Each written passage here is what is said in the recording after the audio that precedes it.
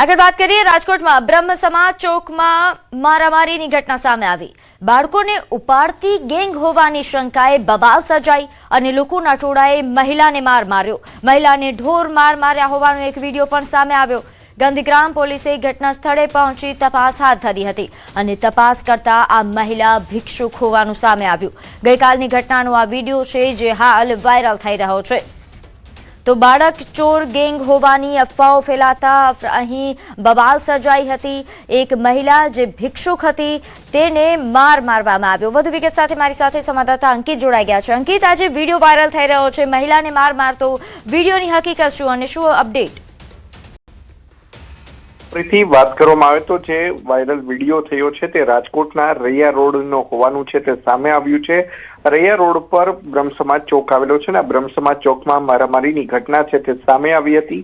મારામારીની ઘટના સામે આવતા ટ્રાફિક જામની સમસ્યા પણ સામે આવી હતી। ખાસ કરીને જે વાયરલ થયેલા વિડીયો અંગે વાત કરીએ તો નાના બાળકોને ઉપાડતી ગેંગ સક્રિય હોવાની શંકા રાખીને ટોળાએ જે લોકોનું જે ટોળું હતું તેમના દ્વારા મહિલાઓને માર મારવામાં આવ્યો હતો અને સમગ્ર મામલાની જાણ છે તે 112 ઉપર થતા તાત્કાલિક અસરથી રાજકોટ શહેરની ગાંધીગ્રામ પોલીસની જે પીસીઆર જે વાન છે 112 તે પણ આવી પહોંચી હતી। જોકે પોલીસની પ્રાથમિક તપાસમાં જે મહિલા છે તે ભિક્ષુક હોવાનું સામે આવ્યું હતું। જોકે સમગ્ર મામલે કોઈ પણ જાતની પોલીસ ફરિયાદ હાલ સુધી નોંધાઈ ન હોવાનું છે તે સામે આવ્યું છે। જી પ્રીતિ।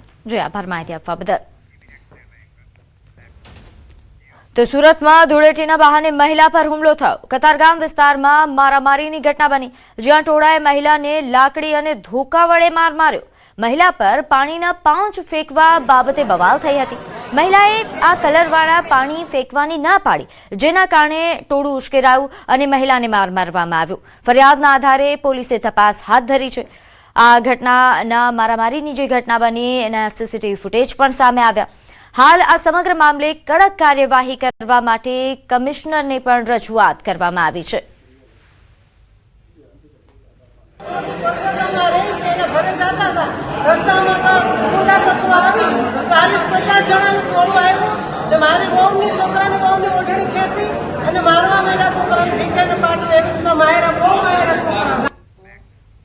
તો નવસારીના ગણદેવીમાં સ્કૂલમાં તાળાબંધી થઈ। અહીં કલવાજ ગામે પ્રાથમિક શાળાને તાળાબંધી કરવામાં આવી।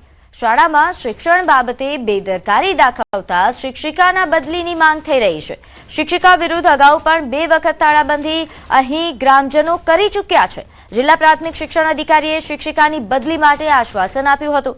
અનેક રજૂઆતો છતાં શિક્ષિકાની બદલી ન થતા ગ્રામજનો આકરા પાણીએ થયા છે અને ગ્રામજનોએ પોતાના બાળકોને તો શાળામાં ન મોકલ્યા, પરંતુ શાળાના અન્ય શિક્ષકોને પણ શાળામાં જતા અટકાવ્યા હતા। 6 મહિના વીત્યા બાદ પણ મહિલા શિક્ષિકાના વર્તનમાં કોઈ સુધારો ન આવ્યો કે ન એમની બદલી થઈ, જેને લઈને આ ગ્રામજનો દ્વારા તાળાબંધી થઈ।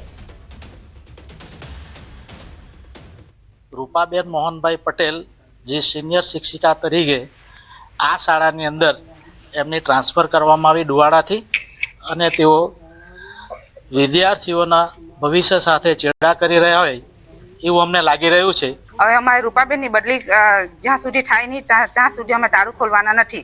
બદલી કરવાનું મુખ્ય કારણ છે કે છોકરાને ભણાવતી નથી ને આગળ બી એ 6 મહિના આવી ગઈ હતી અમારે ત્યાં, ત્યારે બી કોઈ ભણવામાં એને ઇન્ટરેસ્ટ હતો નહીં। હાલની તારીખે એવો કોઈ ભણવામાં ઇન્ટરેસ્ટ છે જ નથી એને।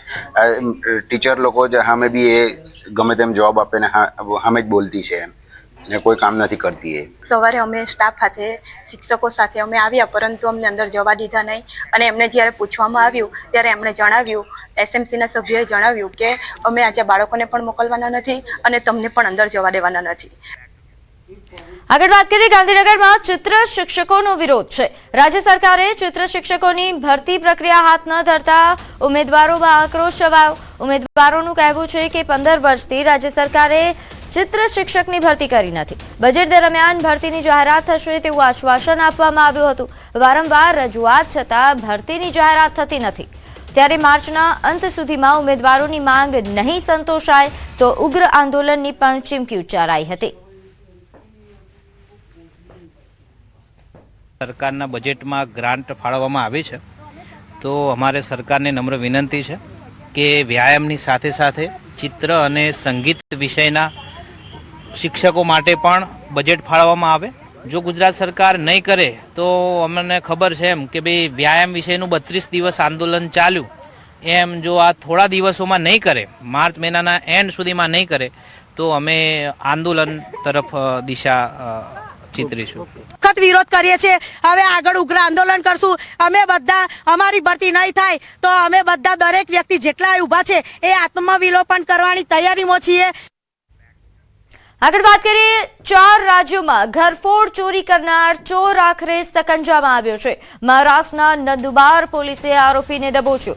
આરોપી પર 100 થી વધુ ઘરફોડ ચોરી કરવાનો આરોપ છે.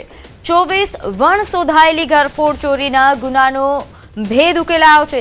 ગુજરાત, મહારાષ્ટ્ર, રાજસ્થાન તેમજ હરિયાણામાં ઘરફોડ ચોરી કરી હતી. આરોપી બંધ મકાન અને ફ્લેટને નિશાન બનાવતો. આરોપી ચોરી કરતી વખતે બાઇકની નંબર પ્લેટ કાઢી નાખતો. ચોરીના પૈસાનો મોજ શોખ માટે ઉપયોગ કરતા હોવાનું ખુલ્યું.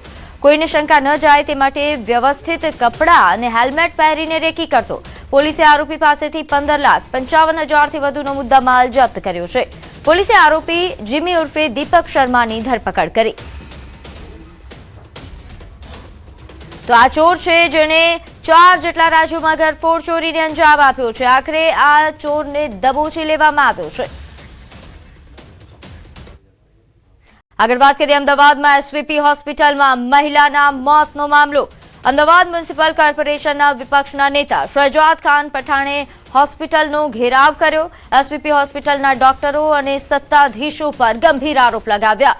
એસવીપી હોસ્પિટલની મોટી બેદરકારી હોવાનું તેમણે જણાવ્યું. તેમજ કેટલાક ડોક્ટરો દાદાગીરી કરતા હોવાનો પણ આક્ષેપ કર્યો છે.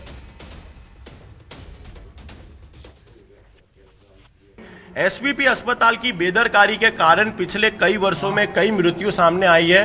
एसवीपी अस्पताल लोगों की जान लेने का कार्य कर रहा है.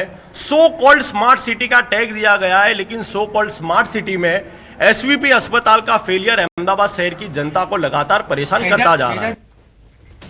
શહેજાદ પઠાણ અને મૃતકની દીકરીના આક્ષેપોને એસવીપીએ નકાર્યા. એસવીપી હોસ્પિટલના સુપ્રિન્ટેન્ડન્ટ સંજય ત્રિપાઠીનું નિવેદન સામે આવ્યું છે. તેમણે કહ્યું કે કોઈ બેદરકારી નથી. મૃતકને ગંભીર ન્યુમોનિયા થયો હતો અને તેમને ઓક્સિજનની જરૂર હતી. દરેક સારવારની પરિવારને જાણ કરી હતી. તમામ આક્ષેપો પર તપાસ કરાશે. જે સ્ટાન્ડર્ડ ગાઈડલાઇન્સ છે એ મુજબ બ્રોન્કોસ્કોપીથી આપણે કપ ખેંચી અને એને તપાસ માટે આપતા હોઈએ છીએ. અને આ પેશન્ટમાં જરૂરી તમામ એચઓડી દરરોજ રાઉન્ડ લેતા હતા ખરા?